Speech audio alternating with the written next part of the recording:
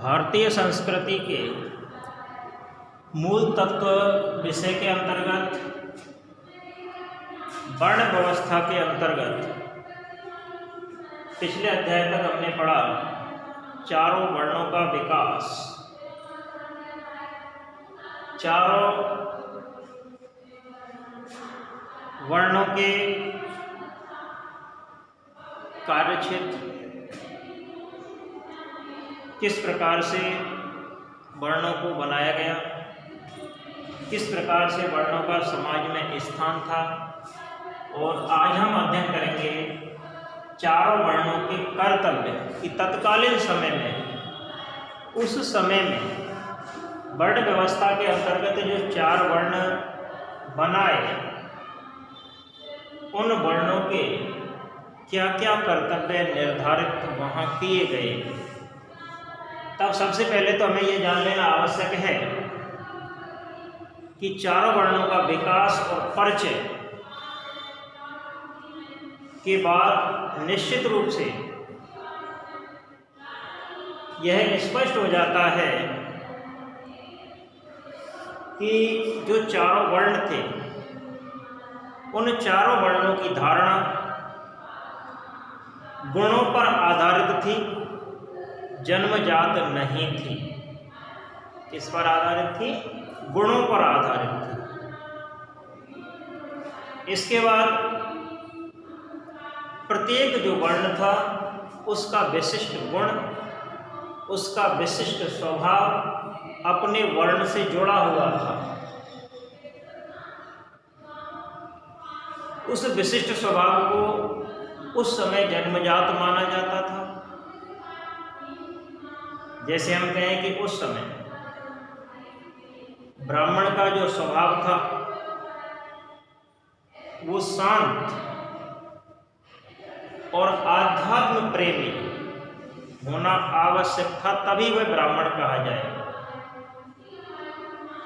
वर्ण व्यवस्था के विकास का जो आधार था वह भी धर्म था। इसके अलावा हम कहें कि व्यक्ति की जो गणना होती थी, तो व्यक्ति की वर्णानुसार गणना उसके गुण और धर्म के आधार पर की जाती थी।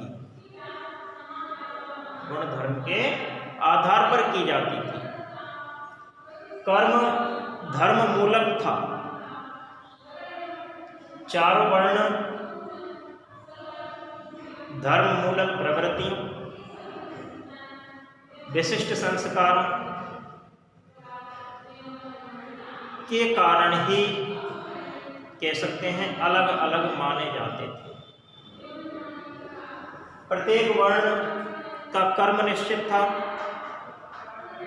व्यक्ति कर्म के अनुसार अपने वर्ण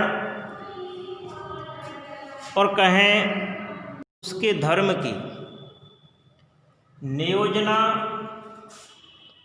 की गई थी। साथ ही साथ हमें यह भी याद रखना चाहिए कि चारों वर्णों के प्रमुख रूप से जो कर्तव्य थे, उन कर्तव्यों को दो भागों में बांटा गया, दो भागों में विभाजित किया गया। पहला सामान्य धर्म और दूसरा था विशेष धर्म। सामान्य धर्म के अंतर्गत जो चारों वर्णों के कर्तव्य थे वो इस प्रकार थे कि प्राणियों को हानि न पहुंचाना। चारों ही वर्णों में से चाहे किसी भी वर्ण का हो, उसका सबसे पहला कर्तव्य यही था कि प्राणियों को किसी भी प्रकार की हानि नहीं पहुंचाई जाए। दूसरा जो सामान्य धर्म था वो यह था कि निरंतर सत्य की खोज करें। निरंतर सत्य की खोज करना दूसरा धर्म था। सत्य से पीछे नहीं हटें। तीसरा जो महत्वपूर्ण कर्तव्य था वो यह था कि अधिकार पूर्वक दूसरे की वस्तु को लेने से बचाना, चाहे किसी भी वर्ण का प्राणी क्यों ना हो, किसी भी वर्ण में आने वाला व्यक्ति क्यों ना हो, उसका अधिकार यही था कि वह दूसरे की वस्तु को लेने से बच जाए।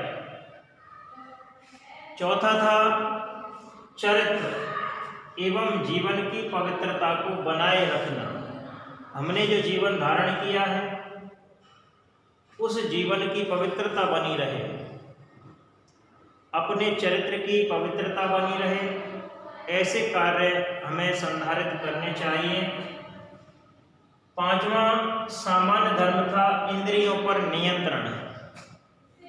इंद्रियां अनियंत्रित ना हो, राग द्वेष ईर्ष्या आदि से बचें, अपनी इंद्रियों को पूर्ण नियंत्रित रखें। और छठवां सामान्य धर्म था आत्म संयम, क्षमा, ईमानदारी, दान आदि सद्गुणों का पालन करना।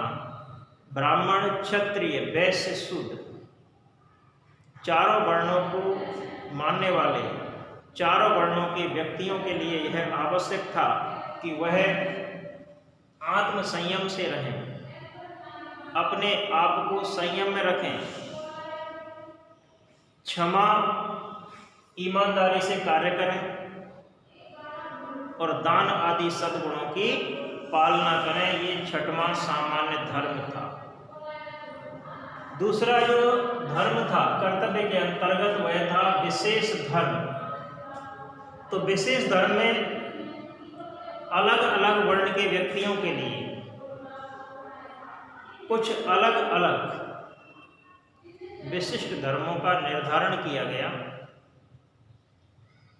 और यही कारण था कि इन विशेष धर्मों को ही या विशिष्ट धर्मों को ही वर्ण धर्म कहा जाता है। क्या कहा जाता है? वर्ण धर्म।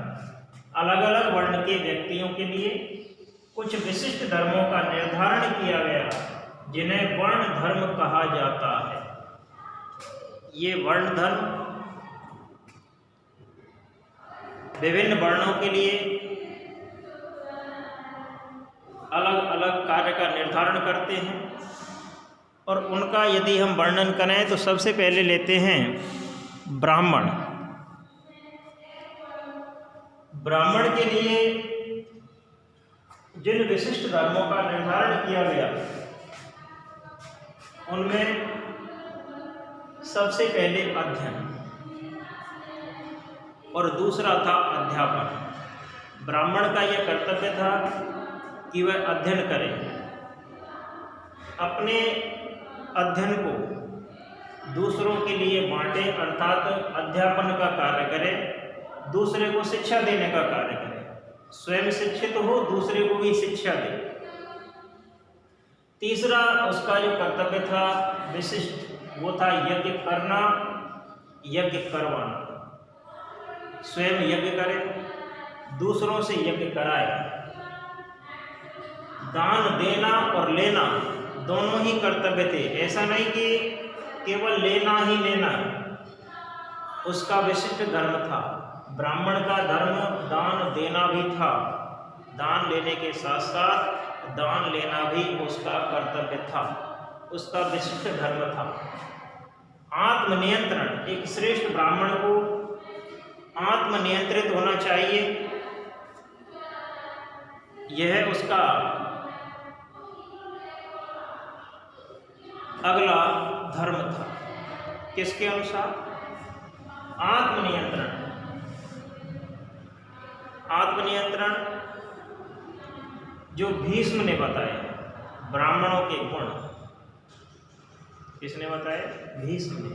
उसमें पढ़ाना, आत्मनियंत्रण, तप का अभ्यास, यानी ब्राह्मण आत्मनियंत्रित हो, तप का अभ्यास करे। अगला जो धर्म है ब्राह्मणों के गुणों में, वो ज्ञान। ब्राह्मण ज्ञानी हो, आस्तिकता,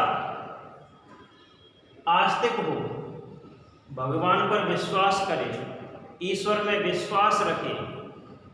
क्षमा, क्षमा करना भी ब्राह्मण का कर्तव्य था।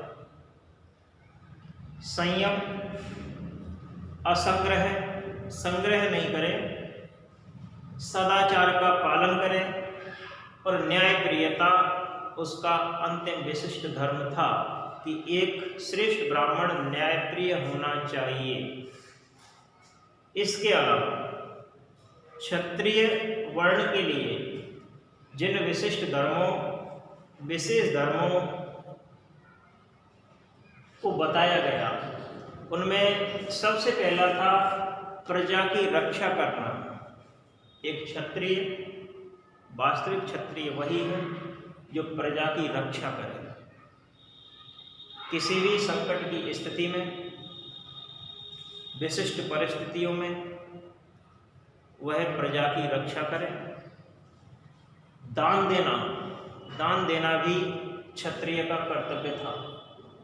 यज्ञ करना, अध्ययन करना और विषयों में आसक्त ना होना, ये क्षत्रिय धर्म के, क्षत्रिय वर्ण के विशेष धर्म थे। इसके अलावा श्री कृष्ण ने भगवत गीता में अर्जुन को जो उपदेश दिए, उनके अनुसार क्षत्रिय का जो धर्म था, शौर्य, तेज, धैर्य और चातुर्य का होना, युद्ध से पीछे नहीं हटना, युद्ध में डटे रहना, दान देना और स्वामी भाव से रहना, ये श्रीमद् भगवत गीता के अनुसार क्षत्रिय का विशेष धर्म है। तीसरा था वैश्य। वैश्य के लिए जो धर्म निर्धारित किए गए, उनमें सबसे पहले था पशुओं का रक्षण, यानी पशुओं का पालन पोषण करने के साथ साथ एक वैश्य पशुओं की रक्षा भी करे। दान देना उसका दूसरा विशेष धर्म था। यज्ञ करना, अध्ययन करना और यज्ञ करना ब्राह्मण, क्षत्रिय और वैश्य तीनों के लिए ही अनिवार्य थे। लेन देन का व्यापार करें, ब्याज लेने का कार्य भी वैश्य करें और कृषि कर्म में लगा रहे। ये वैश्य वर्ण के कर्तव्य थे, वैश्य वर्ण के विशेष धर्म थे। और जैसा कि श्री कृष्ण ने कहा कि कृषि गौरक्ष वाणिज्यम वैश्य कर्म स्वभावजम, अर्थात श्री कृष्ण के अनुसार कृषि, गौरक्षा और वाणिज्य, ये तीन वैश्य वर्ण के मूल धर्म थे। चौथा, शूद्र वर्ण। तो शूद्र वर्ण व्यवस्था के अंतिम स्तर में आते थे, इसलिए उनके लिए किसी विशेष धर्म का उल्लेख शास्त्रकारों ने नहीं किया। शास्त्रकारों ने केवल यह लिखा कि शूद्र का जो धर्म है, उपयुक्त तीनों वर्णों अर्थात ब्राह्मण, क्षत्रिय और वैश्य की बिना ईर्ष्या भाव से सेवा करना है। अर्थात ब्राह्मण, क्षत्रिय और वैश्य की ईर्ष्या भाव से रहित होकर सेवा करे, यही शूद्र के लिए उस समय में निर्धारित किया गया था। अब हम बात करें तो एक स्थान पर हमें श्लोक भी मिलता है कि एकम एव तु शूद्रस्य, एकम एव तु शूद्रस्य प्रभु कर्म समादिशत, प्रभु कर्म समादिशत एतेषाम एव वर्णानाम, एतेषाम एव वर्णानाम शुश्रूषा, शुश्रूषाम अनसूया। अर्थात एकम एव तु शूद्रस्य है प्रभु कर्म समादिशत, केवल शूद्र के लिए एक ही कर्म का आदेश दिया गया।